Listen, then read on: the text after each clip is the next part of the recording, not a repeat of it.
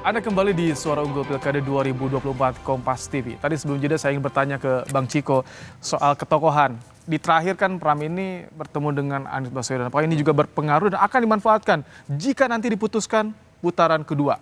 Ya alhamdulillah ya, jadi gini, kalau kita mau menurunut ke belakang, gimana caranya Mas Pram dari 0% bisa menjadi 49, bahkan 50, di hasil-hasil quick count beberapa lembaga ini kan tentunya kami lebih meyakini bahwa itu adalah hasil kerja keras Mas Pram dan Bang Dul turun ke masyarakat memperkenalkan diri sampai bulan lalu kira-kira. Nah di situ kan angka surveinya sudah di 40%-an dan cukup di beberapa lembaga survei pun sudah diunggulkan dibanding dengan Ridwan Kamil maupun dengan Dharma Pongrekun. Nah gongnya mungkin memang di akhir ada endorsement dari beberapa tokoh ya seperti Mas Anies dan kemudian Pak Ahok juga muncul kembali gitu ya.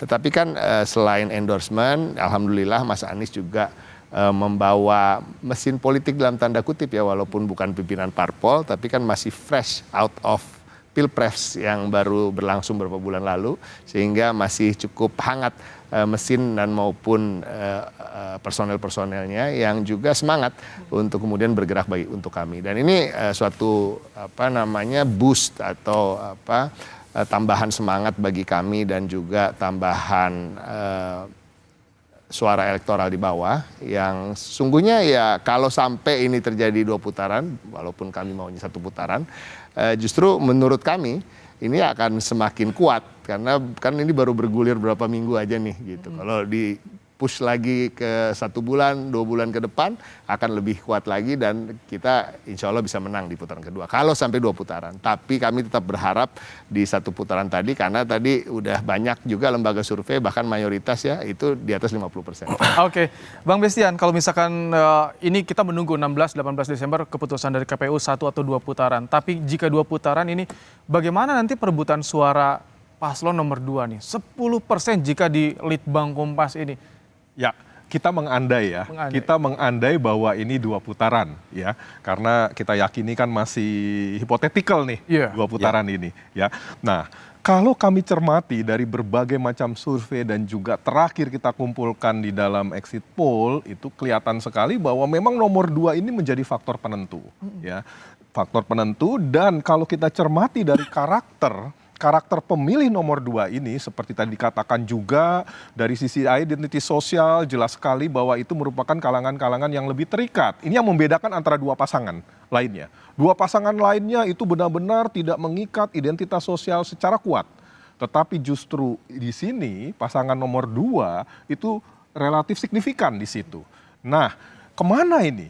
Saya cermati ini memang benar yang dikatakan oleh Mas Ciko itu lebih mengarah memang dan juga dikatakan Mas Toto kepada pasangan nomor 3 kalau kita cermati dari karakteristik pemilihnya ya. Nah hanya ya 2 bulan itu cukup waktu juga bisa berubah. Dalam artian di sini tentu secara struktural mungkin akan mempengaruhi ataupun juga dari sisi di luar itu juga. Tapi yang kita menarik justru nomor 2 ini yang kami akan bahas terus-menerus di dalam pekerjaan kami. Sedemikian kuatnya karena dalam periode kampanye ini berbeda dengan 2 sosok ini. Ya. 2 pasangan lainnya selalu menekankan sisi-sisi dalam teori komunikasi atau katakanlah dalam teori-teori retorik. Selalu menampilkan sisi-sisi yang bersifat etos dan patosnya.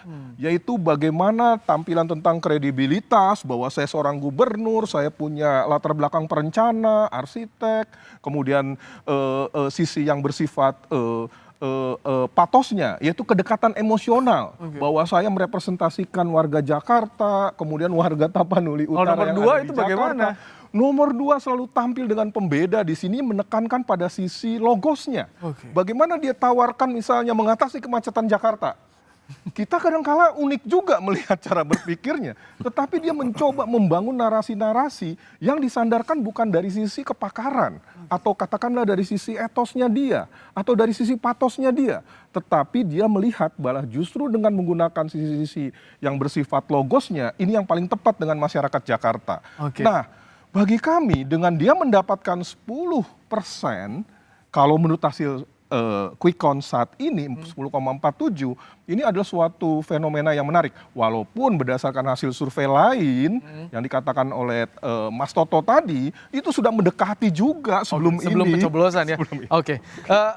Bang Doli, tadi disinggung soal dari koalisi pendukung Ridwan Kamil ini soal soliditas. Di survei Litbang Kompas juga sebelumnya split ticket voting ini disorot dari koalisi Ridwan Kamil ini. Banyak pemilih yang ternyata menyeberang. Nah, bagaimana nanti strategi jika terjadi putaran kedua, ada putusan KPU, untuk bisa lebih solidkan lagi, menggayat pemilih-pemilih yang sebelumnya menyeberang kembali pada RK ini? Ya tentu informasi itu bagus buat kita ya, apalagi kalau memang nanti diberi kesempatan ada peluang masuk ke putaran kedua. Jadi informasi-informasi tentang di mana titik lemah, kemudian tadi ada yang mengasumsikan bahwa koalisi ini belum solid segala macam, artinya kan itu jadi potensi peluang kita untuk bisa memperbaiki, dan itu yang membuat nanti akhirnya kita punya peluang lebih besar untuk menang. Jadi walaupun sebetulnya saya juga mau menegaskan sampai sekarang sebetulnya koalisi yang dibangun Kim Plus itu sejauh ini koordinasi di lapangan, kerja-kerja politiknya semuanya sih masih solid ya, masih berjalan sesuai dengan bagaimana yang direncanakan. Gitu. Oke, Mas Toto, kalau misalkan ini, sekali lagi tadi pinjam kata-katanya Bang Bes, berandai-andai putusannya 2 putaran, nanti akan jadi penentunya apa sih untuk perebutan pemilih, termasuk merebut pemilih 02 ini? Kalau bicara mengenai pemilu yang dilakukan secara benar dan fair, ya yang harus dilakukan adalah bagaimana kedua pasangan 01 dan 03 mulai membaca apa sih yang kemudian bisa menyebabkan orang memilih pasangan 02. Isu apa yang kemudian ditangkap oleh mereka sampai kemudian memilih. Karakter gaya komunikasi seperti apa dan gerakan di darat seperti apa sampai kemudian menjangkau daerah-daerah mana, segmen mana yang kemudian memang memilih 02. Tapi kan yang tadi saya katakan, apakah bisa serta-merta kita katakan bahwa pemilih 01 dengan 03 diam dan tidak akan bergerak? Kan tidak. Kalau survei bisa membaca misalnya dengan asumsi titik startnya adalah sekarang, misalnya kita baca survei terakhir, apakah Anda sudah mantap ketika memilih 01 dan 03? Itu berbeda. Ada yang menyatakan sudah mantap, ada yang belum. Katakanlah ada sekitar belasan persen atau 20% yang menyatakan masih mungkin berubah. Bisa dari faktor pragmatisme, bisa karena faktor janji program, bisa karena faktor kemudian tawaran yang lebih menarik dari pasangan lain.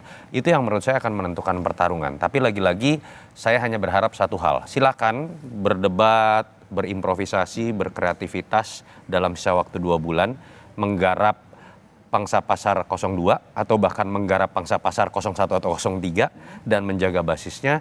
Tapi yang tidak kita inginkan adalah kalau ada pihak yang lebih besar yang bukan menjadi bagian dari pertarungan aktor-aktor yang seharusnya bertarung ikut-ikutan.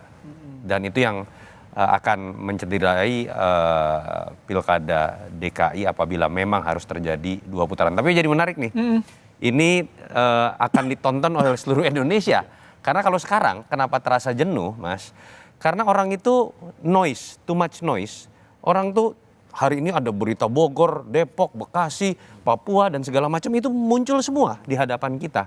Ketika satu Indonesia nanti yang tersisa hanya pilkada Jakarta, artinya pilkada Jakarta ini akan betul-betul menjadi sebuah tontonan yang dilihat di seluruh Indonesia. Saya berharap pemainnya tetap Jakarta, jangan yang dari luar ikut-ikutan. Kira-kira seperti ini itu.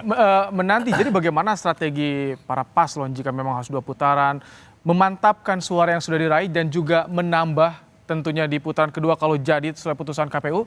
Kita akan bahas nanti usai jeda, tetap bersama kami di Suara Unggul Pilkada 2024 Kompas TV.